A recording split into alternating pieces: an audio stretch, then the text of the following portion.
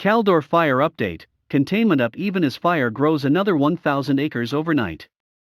The Caldor Fire, which started 22 days ago 35 miles from the shores of South Lake Tahoe, grew overnight in steep terrain, but fire officials are still reporting a less extreme threat. Containment increased from 43% to 44% Monday morning.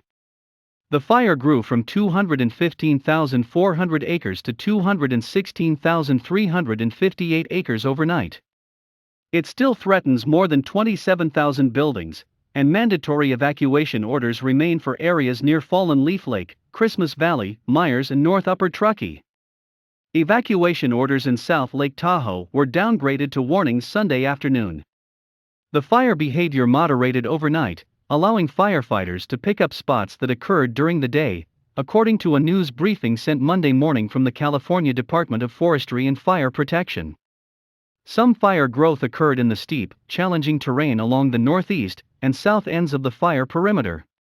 Poor humidity recovery and warmer temperatures last night allowed some interior islands to burn, but crews actively patrolled to mitigate any threats to structures, the fire agency said. According to the National Weather Service, a heat wave is expected across the west coast, which could affect fire conditions. Temperatures in Reno are expected to top 90 degrees through Thursday. In South Lake Tahoe, temperatures were expected to be in the high 80s until Friday. Caldor resources redirected to Dixie Fire. California has faced one of its toughest firefighting years, including the still-burning Dixie Fire in Northern California.